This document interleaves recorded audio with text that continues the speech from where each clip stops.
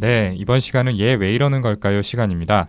언제 어디서나 한 명쯤은 있을 법한 그 사람의 심리 또는 스스로도 이해가 되지 않는 나의 마음에 대해 저희 정신건강의학과 의사들이 분석해드리는 그런 시간이죠.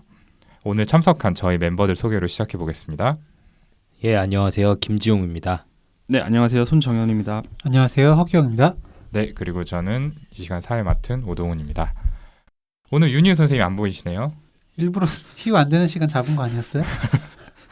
아, 그런 거는 아니고요. 뭐 사실은 좀 윤희우 선생님이 요즘에 약간 꼴 보기 싫었던 건 사실인데 이런 얘기 해도 되나요? 아마 뭐 진짜 되죠. 삐질 것 같은데 이거. 왜냐면 네 문제니까요. 다시 할까요? 아, 이거 좀.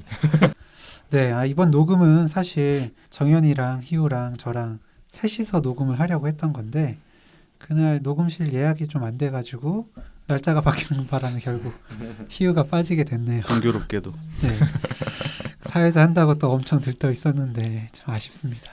저 그거 제가 대본 작업할 때 일부러 또 희우를 사회자로 넣어놨었는데 나름 배려했었는데 그러니까요. 또 이게 이렇게 돌아가네요. 하늘도 원치 않는 거죠. 아마 우리 원래 사회자 오동훈 씨가 녹음실 시간 되는 거를 안 된다고. 자기가 했을 예약 다 가능성이 잡아놓은 꽤 거 아니야? 있어요. 우리 그러니까. 잡으려는 시간에? 아, 그럴 수 있겠네. 네, 뭐 사실 윤희우 선생님이 저한테 그렇게 큰 위협은 아닌데 뭐 제가 조금 손을 쓴 건 사실입니다. 돈을 좀 이제 썼나 제 봐요. 자리를 위협하는 사람들한테 좀 본때를 보여주기 위해서 어떠한 말로를 맞이하는지 이번 기회에 좀 확실하게 알아두셨으면 좋겠네요. 안티소셜리티가 확 드러나는데. 근데 저는 하여튼 이제 방송에 빠지지 않고 좀 열심히 참여를 해야겠다는 생각을 지난주 이번 주에 하고 있는 게 네, 네. 저랑 규영이 빠졌던 그 처음으로 3명만 했던 방송 네네. 지난번 방송 평이 꽤 좋더라고요. 의외로. 네. 손정 선생님 평도 찾아봐요? 관심 아예 안 쓰잖아요 원래. 아니요, 후기는 봐요. 3명이 진행하는데 내용도 충실하고 좋았다 후기 남겨주신 분들이 뭐 꽤 있어요. 네. 네. 근데 왜 열심히 참여해야겠다고 생각했어요? 잘릴까봐. 지금 동훈이 지금 우리 없이 하겠다고 지금. 아니 방송을 위해서라면 이제 안 나와야 되겠다고 생각했습니다. 이렇게 돼야 되는 것 같은데 아니야, 5명 다 모였을 때 더 좋았다고 하셨다고 분명히. 야, 진짜. 혹시 댓글 알바도 쓰고 있는 거 아니에요? 혹시는 열심히 되는. 아니에요. 장난 아니다. 그날 3명이서 방송하고 난 뒤에 단톡방에다가 오늘 방송 진짜 힘들었다. 다들 맞아. 말 너무 더듬었는데 우리 조금 더 뭐 잘해보자. 뭐 이런 얘기 했었거든요. 그래서 당일날은 그런 얘기 했는데 예, 그래서 나 빠지니까 이렇게 잘 안 되는구나. 약간 안심하고 있었는데 방송 듣고 나서 당황했어요. 뭐 이렇게 잘해 하면서. 그 시험 날 있잖아요. 나 진짜 공부 하나도 안 했어 하면서 실제로는 막 1등하는 친구. 약간 그런 거 보는 느낌이었어요. 그러네요. 뭐 다 편집의 힘인 건 아니고요. 역시 3명이서 해도 충분하다는 것을 보여준 것 같아서 뭐 손정현 선생님이랑 허규영 선생님 앞으로 뭐 가족 여행 있으면 마음 편히 가셔도 되고요. 편하게 빠지세요. 네, 애기들도 좀 더 열심히 보고 주말에 와. 그러셔도 될 것 같아요. 이래놓고 내일 또 빠지니까 내일 또 안 오시는 이건 거. 내일 안 아, 오시는구나. 정현이? 아, 너무 잘 됐다. 그러니까 좀 전에 이제 방송에 열심히 참여하겠다 안 빠지겠다라고 아니, 근데 하더니 자꾸 그 날짜를 내가 안 되는 날짜로 잡으니까 그러게 저번에도 우리 방송에서 얘기하지 않았어요? 그 손정현 선생님이 이 날짜 잡는 걸 좀 이상하게 받아들이신다고. 아니 이거 의도적으로 한 내가 번은 안 되는 우연인데 날 지금 2번째니까 저는 뭐 삐지시지 마시고요. 아니요, 열심히 할게요. 네, 앞으로 좀 분발한 손정현 선생님 모습 기대해보고 음. 사담 여기까지 하고 오늘 사연 좀 들어보도록 하겠습니다. 오늘은 허규영 선생님께 좀 사연 소개를 부탁드릴게요.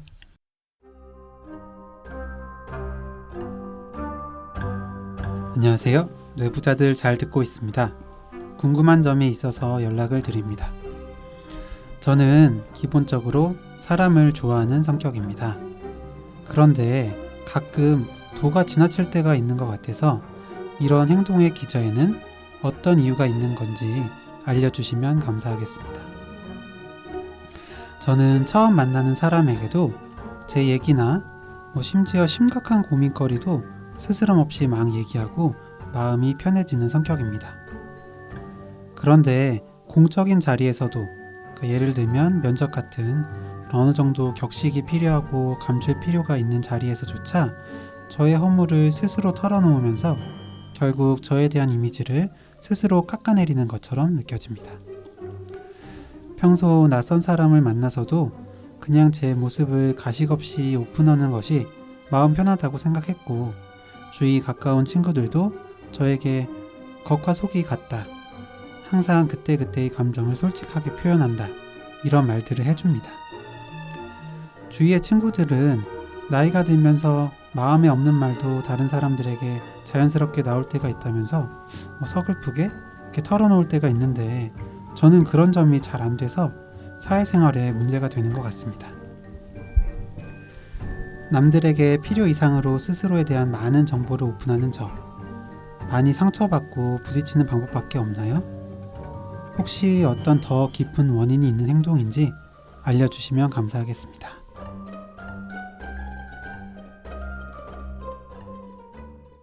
네, 사연 감사드립니다. 지나칠 정도로 나 자신을 다른 사람들에게 쉽게 오픈하는 게 고민이다 라는 분의 사연인데요.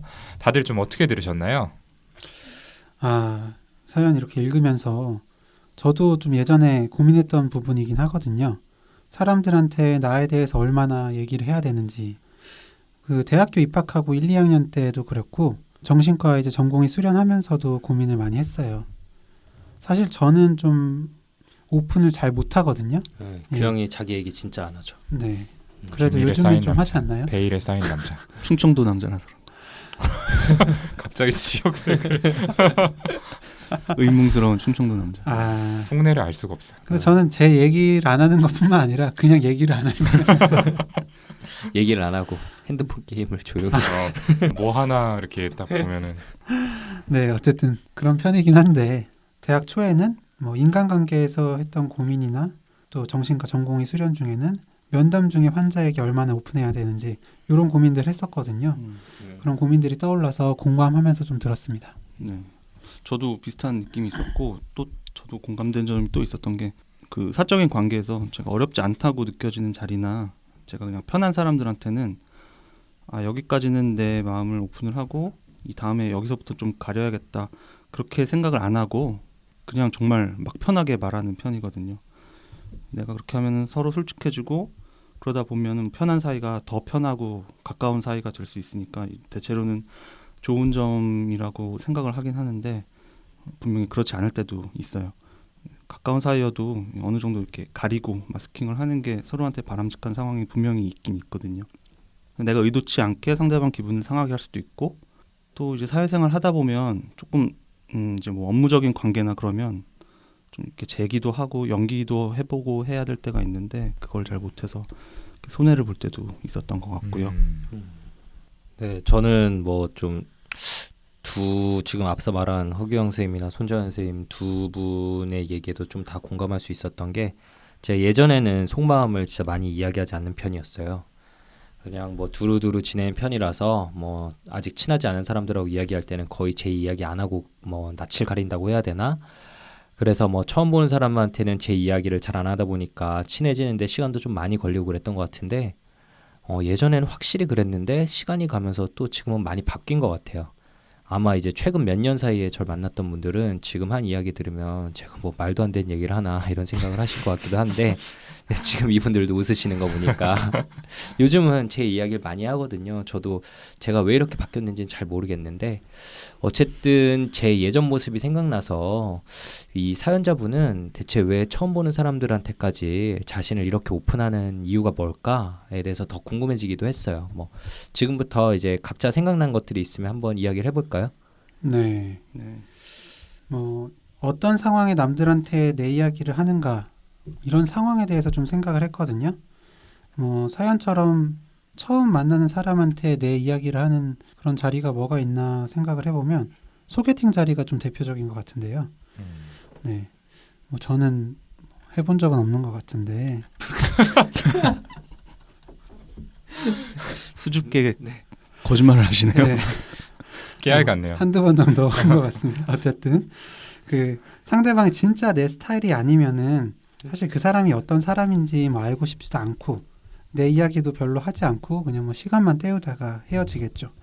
근데 반대의 경우로 완전 제 이상형이 나온 거예요. 뭐 예시죠. 그러니까 그 사람도 나에게 굉장히 호의적으로 대해주고요. 굳이 예시라고 말을 안 하셔도. 그냥 마음에 지금 부인분과 소개팅으로 만난 게 아니었나요? 아니에요, 절대. 네. 그래서 근데 이렇게 이상형을 전에 조심스러우시구나. 만났었나 보구나. 아니, 소개팅으로 만난 사람은 없습니다. 한 적도 없고요. 아까 말씀드렸듯이. 네, 그 상상이에요, 상상. 네네. 네. 그래서 그렇게 나도 마음에 들고 저쪽에서도 호의적으로 대해주면 어느새 나도 모르게 막 나에 대한 이야기를 하게 되잖아요. 나는 뭘 하는 사람이고 뭘 좋아하고 뭐 어떻게 시간 보내고 뭐 이런 얘기들이요.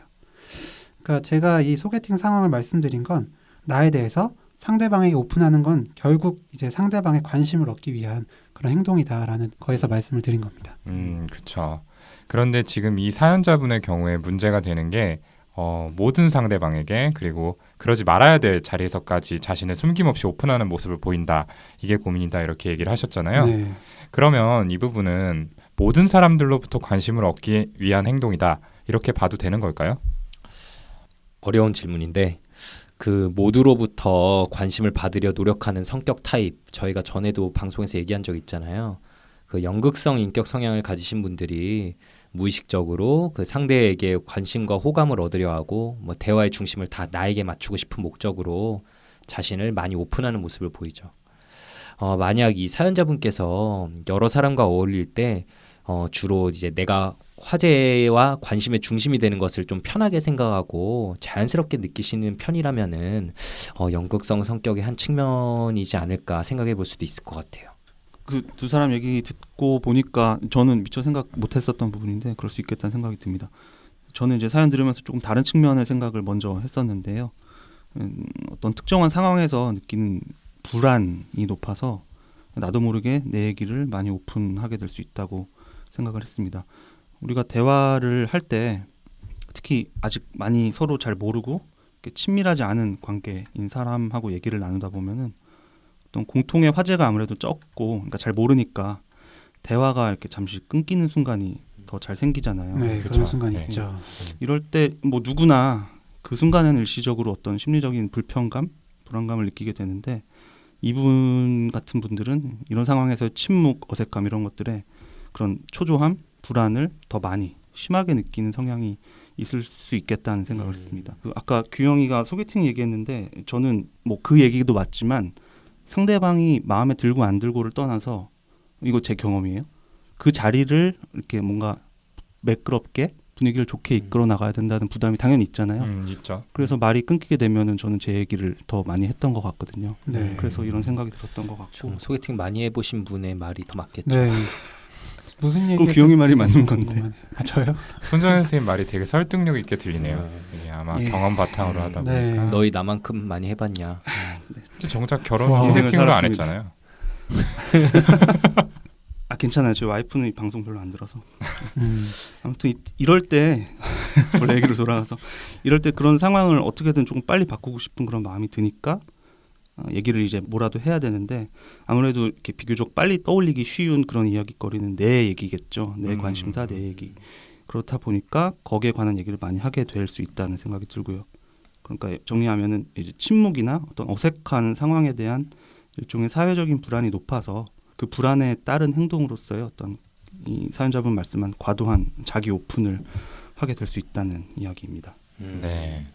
그 확실히 그 다른 사람하고 대화하다가 조용해지면은 뭔가 이야기를 해야 할 것 같은 생각이 들면서 무슨 얘기를 해야 하나 하는 생각을 하다 보니까 먼저 떠오르는 게 내 이야기다. 지금 이런 이야기인데 네.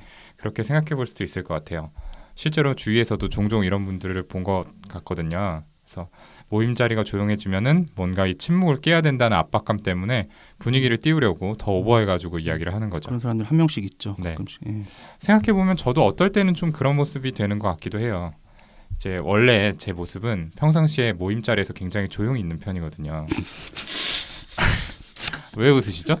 좀 진지하게 저도 제 이야기 하는데 교과서에 나오는 연극성 인격 있는 오동훈이 참. 조용히 하시고요. 네. 예, 제가 사람들의 시선이 집중되는 자리를 굉장히 싫어하는 편이라서 학교 다닐 때 동아리 모임에서도 제가 앉는 자리 쪽은 항상 이 조용한 친구들이 앉아서 먹는 데만 집중하는 이제 그런 테이블에 앉곤 했는데요. 계속 해보세요. 너무 웃으시는 거 아닌가요, 이거? 아, 너무 어이없어서. 뭐 그러다가 술 기운이 오르면은 조금 달라지는 모습을 뭐 여기 있는 선생님들이 보시고 이렇게 웃으신 것 같은데 항상 술을 드시고 계세요. 아침부터 술을 먹어서 물 대신 술을 아. 마시는. 저의 내면은 굉장히 샤이한 사람입니다. 아무튼 뭐 저는 그런 조용한 분위기를 편하게 느끼는 타입이었어요. 근데 이제 매번 이제 그런 모임 자리만 있는 건 아니잖아요. 그러니까 뭐 어떤 뭐 강의나 앞에 나서서 이야기를 해야 되는 그런 상황이라든지 아니면은 뭐 생일 파티처럼 이제 내가 모임의 주인공이 돼가지고 이렇게 사람들을 좀 신경 써야 된다든지 이런 상황이 되면은 조금만 분위기가 조용해져도 자꾸 좀 신경 쓰이고 불안해지고 하더라고요. 그래서 그 분위기 깨겠다고 뭔가 이렇게 주저주저 얘기를 하고 나서 반응이 시원치 않으면은 아 내가 왜 이런 얘기를 했을까 하면서 이렇게 좀 자책도 하고 그럴 때가 종종 있었던 것 같아요. 네. 그러셨군요. 너무 무서워서 미안한데 재밌는 얘기 잘 들었고요. 사실 동훈이는 뭐 그런 적은 잘 없었던 것 같긴 한데 종종이라고 하니까 넘어가도록 하고 사실 동훈이 항상 모임의 중심에 있었죠. 그 동훈이가 얘기하는 거 들으면서 오늘 참석하지 못한 희우가 좀 떠올랐어요. 저하고 좀 같은 동아리였었거든요. 동아리 모임에서 이제 한참 이야기하다가 피곤해서 쉬고 싶으면은 희우 옆자리 가서 쉬고 그랬었는데 왜냐면은 희우가 조금 그 다크한 그런 느낌 있잖아요. 조금 예, 좀 많이. 그리고 항상 희우 주위엔 또 그런 친구들이 좀 모여 있어요. 얘기도 굉장히 진지한 얘기 좀 하고 있고. 저처럼. 자꾸 산통을 깨네요 오늘. 네. 오늘 너무 근데 다들 너무 치고 들어와서 네, 그랬어요. 그래서 그랬는데 제가 사실 처음부터 희우랑 친한 건 아니었어요. 그런 느낌 때문에 좀 처음에 번덮하기가 좀 힘들었었거든요. 근데 이제 친해지고 나니까 거기 가면 이제 조용해서 좀 편하게 쉴 수가 있어서 예, 그 자리를 좀 이용했었죠. 아마 후배들도 희우 덕분에 하여튼 쉽게 접근을 못했을 거예요. 저는 선배인데도 아직 쉽게 접근을 못하겠어요. 포스가 남다르시긴 해요, 네. 사실 네. 윤 교수님이. 그렇죠. 얘기가 좀 다른 데로 빠졌는데 저 역시나 이제 다른 사람들 앞에서 좀 이야기할 때 이제 불안감을 느끼고 그래서 이제 주절주절 이야기하는 일이 좀 많이 있거든요. 특히 여러 사람하고 대화할 때 말고 1대1로 대화할 때 그런 침묵이 불안하고 좀 어색해서 어떤 말이라도 하려고 할 때가 좀 많죠. 예, 저도 이제 동훈이나 정현이 얘기했던 것처럼 면접 때는 특히 무슨 말이라도 좀 해야 될 것 같잖아요. 그러니까 평소에 좀 잘했고 익숙한 본인의 이야기를 하시는 것 같아요. 네. 이분이요. 네, 네. 그 사연자분께서. 네. 그렇죠. 그 사실 지금 저희가 녹음하고 있는 방송 팟캐스트도 어떻게 보면 이제 여러 사람들이 들으실 걸 예상하고 그 앞에서 얘기하는 것과 마찬가지 상황이잖아요. 네.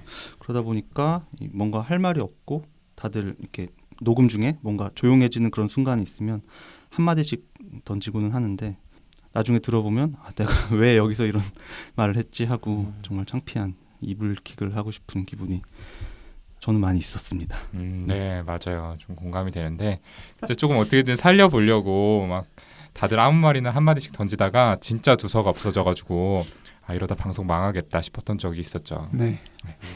확실히 여럿이 모여 있을 때 침묵이 좀 계속되면은 그 불안감 때문에 좀 뭐든 해야 된다는 프레셔가 좀 생기는 것 같기는 해요. 맞아요. 어쨌든 이제 뭐 규영이랑 정현이가 그럴듯한 의견을 준 것 같아요. 처음에 얘기한 이제 연극성 인격일 가능성이 있다. 그리고 혹은 이제 그 소셜 앵자이어티 때문에 그 말이 없는 상황에서의 불안을 견디지 못하고 그냥 나에 대한 얘기를 하는 것 같다. 되게 굉장히 그럴듯한 의견인데 이렇게 두 분 혹은 저희끼리 서로 의견이 갈릴 때마다 매번 생각이 드는 게 사실 저희가 정답을 알 수가 없잖아요. 진짜 사연자분을 여기 모셔다가 질문들도 하고 이야기를 하고 싶다는 생각이 들기도 해요.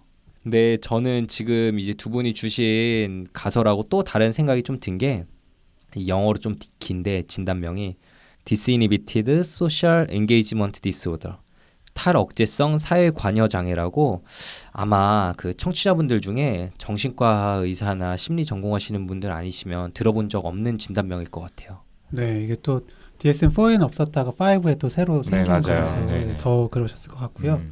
근데 그 말씀하신 그거는 소아 대상으로 내릴 수 있는 진단 아닌가요? 네, 그렇죠. 소아정신과 좀 진단이긴 한데 그 좀 전에 사연자분 모셔다가 질문하고 싶다는 생각이 든다 그랬잖아요. 이제 궁금한 게 사연에 주신 것처럼 처음 보는 사람 아무에게나 자신의 이야기들을 오픈하는 이런 모습들이 과연 몇 살 때부터 있었던 건지를 일단 여쭤보고 싶거든요. 음. 어릴 때부터 이게 쭉 있었던 모습이라면 지금 이야기한 탈억제성 사회관여장애로 인한 것일 가능성도 있다고 생각해요.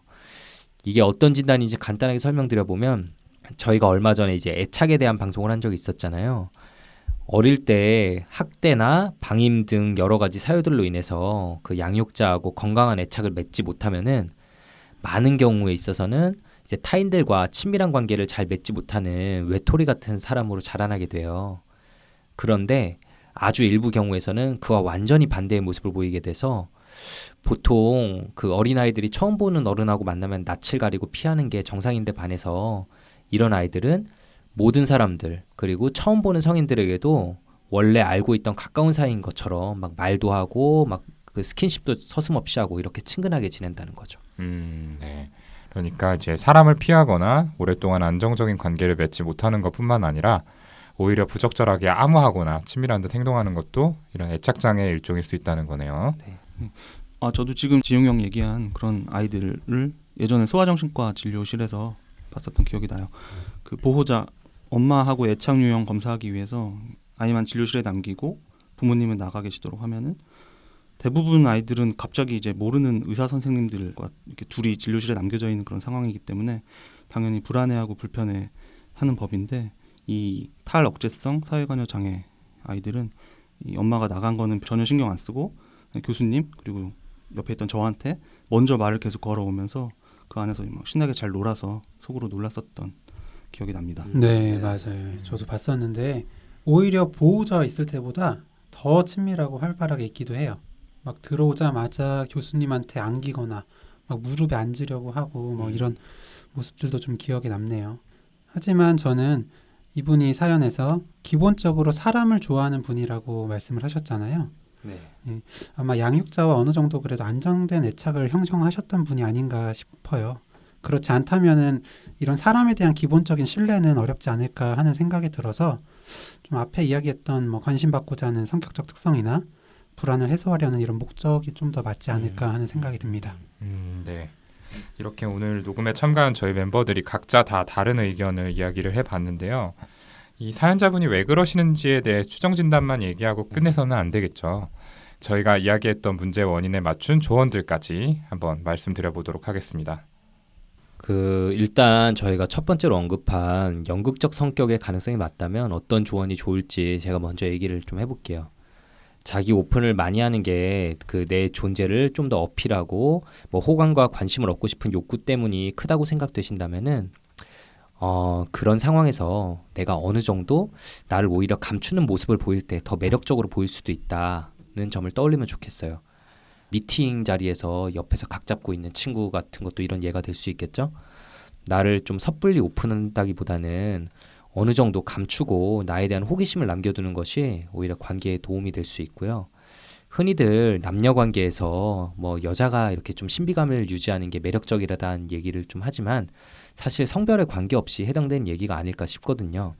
그리고 나를 이제 가감 없이 오픈하는 모습이 친근감과 솔직함으로 받아들여져 득이 될 때도 있겠지만 뭐 오히려 내 이미지에 좋지 않을 때도 있다는 점을 좀 유념하시고 자기 어필의 욕구가 들 때 그때 의식적으로 조금씩 더 참고 조절하시는 연습을 해보시면 좋을 것 같습니다.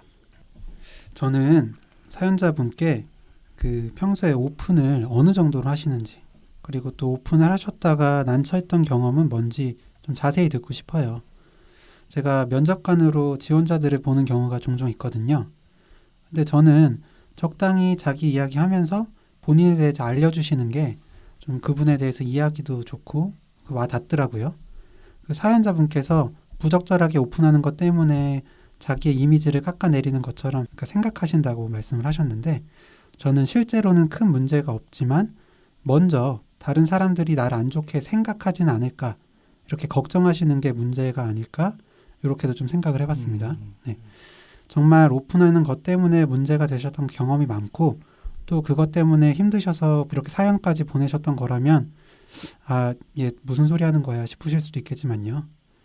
저는 뭐 그냥 오픈해도 그리고 안 해도 괜찮다. 그것 때문에 걱정하지 마시라라는 말씀을 좀 드리고 싶습니다. 뭐 좀 헛소리 같기도 한데 제 헛소리를 좀 반박하고 정리해 주실 선생님 구합니다. 아니 되게 굉장히 좋은 얘기 한 것 같은데 왜 갑자기 자기 비하를 처음으로 한 주 쉬더니 우리 허 교수님이 자신감이 많이 좀 떨어지신 게 아닌가 싶은데 네.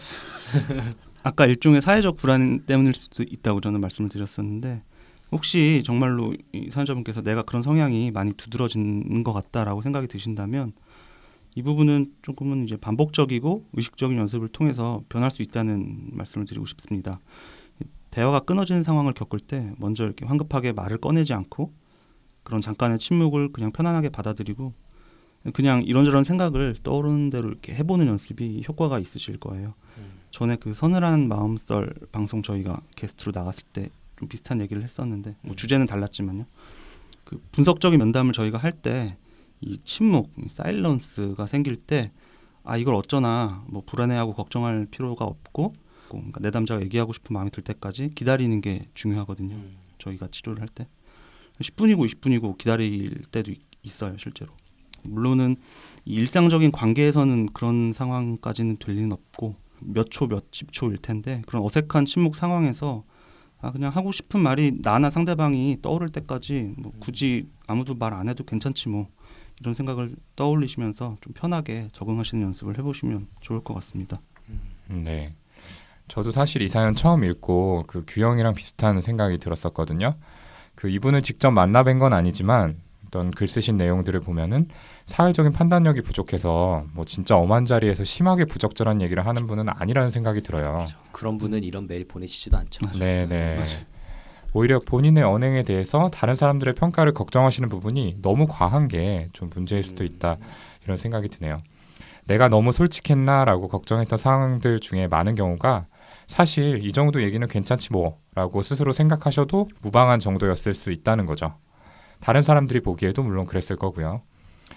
혹시 내가 이번에는 정말 크게 말실수한 것 같다거나 아니면 상대한테 상처를 준 것 같다는 걱정이 될 때는 그 상황에 대해서 다른 사람들의 의견이 어떤지 가까운 주위 분들하고 좀 얘기해 보면서 객관적으로 판단하셔도 좋을 것 같습니다. 네. 그리고 저희가 답장 메일에서도 말씀을 드렸던 건데 그 주변 친구들 평가처럼 그 내 감정과 생각을 감추지 않고 솔직하게 표현할 수 있다는 거는 기본적으로 좋은 측면이 크고 이렇게 뭐 사람을 좋아하고 솔직한 성격 덕에 그 본인뿐만 아니라 주변 분들에게도 긍정적이고 밝은 기운을 많이 주고 계신 건 아닐까 이렇게 생각을 해요. 네. 정반대로 이제 솔직한 마음을 표현하는 게 어렵고 서툴러서 말하지 못한 감정들이 쌓이다가 결국에는 갈등이 생기고 마음의 병이 나는 경우가 굉장히 많거든요. 이제 본인께서 내가 어울리지 않는 상황에서 부적절한 자기 오픈을 할 때가 있다라는 사실을 이미 스스로 깨닫고 계시니까 앞에서 얘기했듯이 이제 컨트롤하는 연습을 꾸준히 하신다면 지금 갖고 계신 성향 자체가 더욱 큰 강점과 매력이 될 수 있지 않을까 하는 생각이 드네요. 네, 좋습니다. 이렇게 사연자분께 저희가 드릴 수 있는 조언에 대해서까지 이야기를 나눠봤고요. 이제 이 시간 마치기 전에 마지막으로 저희 항상 하는 마무리 3종 세트 멘트 있죠. 오늘은 손정현 선생님이 준비가 좀 되셨을 거라고 생각이 돼서 한번 부탁드려 보도록 하겠습니다. 오늘은 시켜주셔서 감사하네요. 예. 방송에서 다뤄줬으면 하는 사연이나 고민 그리고 또 저희 방송에 대한 여러 가지 피드백들 이메일 brainrich 숫자 6 @gmail.com brainrich6@gmail.com으로 보내주시면 감사히 받도록 하겠습니다.